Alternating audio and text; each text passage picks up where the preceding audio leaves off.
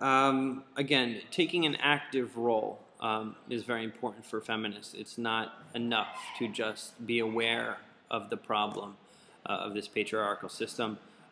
We need to do something about it. We need to speak up for it.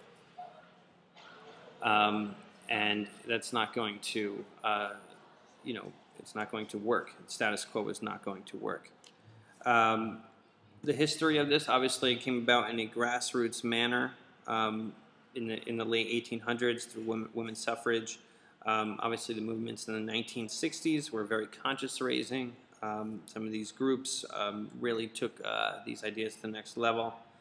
And they've gone and since affected the world in many other ways. Because of these movements, because of this incredible strength by these women, we are now able to have things like rape crisis clinics or women's health clinics or battered women's shelters. These were ways for women to kind of say, hey, we have these very specific feminine needs that need to be addressed. You guys have your kind of things already taken care of, but here we are, and it's 1960, 1970, 1980, and we're still treated like second-rate citizens. So because of their hard work, they were able to kind of implement change and make things happen and help build the world into what it is today. And as we go forward, hopefully things are even more equal. We need to understand the social, the political, and the pathological forces that are tied in with society that affect some of these roles and some of these things.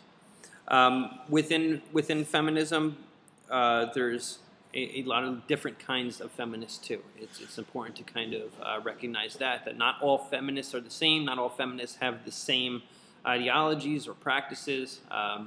Feminists can fight with each other over certain things. Some of the groups are liberal feminists, cultural feminists, radical feminists, social feminists, multicultural feminists, lesbian feminists. So, they all have their niche, but I'm sure that they would all agree on certain things. Some of those things that they would probably agree upon is that the world is androcentric, that is a male-oriented view, that males are kind of viewed as a priority over women. That is, men one, number two would be women, and that the world has kind of been designed that way. Also, that the world is a gender-centric world. That there are two separate paths. There's the male path and there's the female path. Why is there two paths? Why is it not one path of humanity? I don't know. But that's where history has kind of made this a gender-centric type of life where if you're a female, you're expected to do these things, you go this way, and you're a male, you're expected to do these things and go that way. And it's a heterosexist type of world that we live in, where heterosexuality is the norm. Obviously, homosexuality is the minority, and politics and laws and everything else have kind of supported the mainstream way of thinking with ignoring some of the minorities, and we need to be kind of aware of some of those things. So what do we want as feminists? We want things to be gender fair.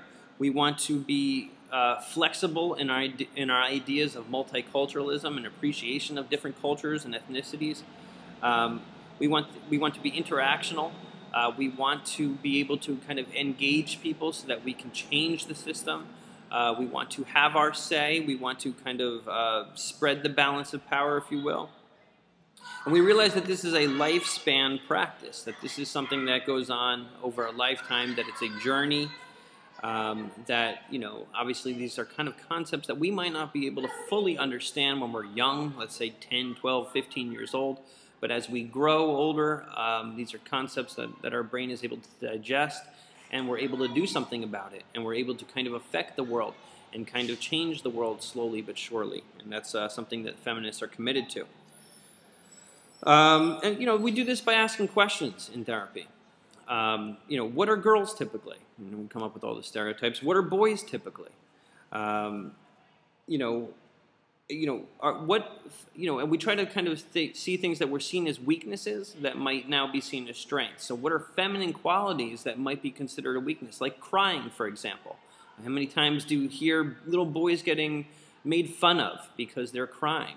Well, what is crying? Crying shows that you're emotional, that you're capable of experiencing probably such highs and such lows.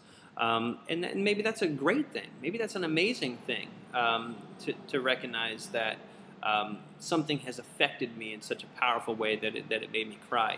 And yet it's shunned, and it's shown as a sign of weakness.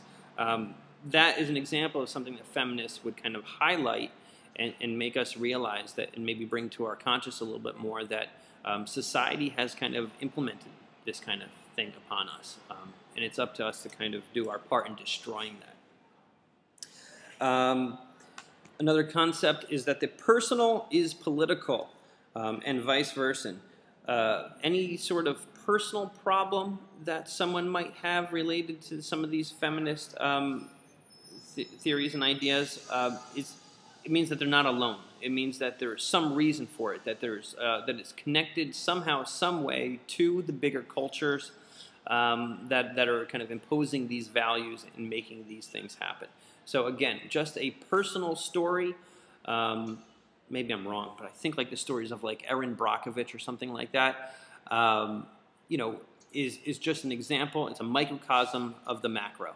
What one person might be going through, thousands of women may be going through as well. There's obviously that commitment to social change that we talked about. We need to value women in feminist thoughts. We need to be egalitarian. We need to be equal, both as men and women, but also as a therapist and a counselor.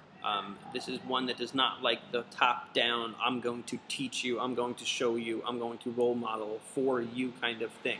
This is an equal relationship, much in line with the person-centered things that we talked about. No surprise, they reject labels. They reject the DSM-4 and fitting people into little boxes and saying that they are manic depressive or they are whatever they are. They like to think that things are a little bit more complicated than that. And that all types of oppression are recognized. So, it's not just male and female and feminist things, but that there's lots of oppression across the world. And we need to use this spirit of feminism to kind of tackle all those things.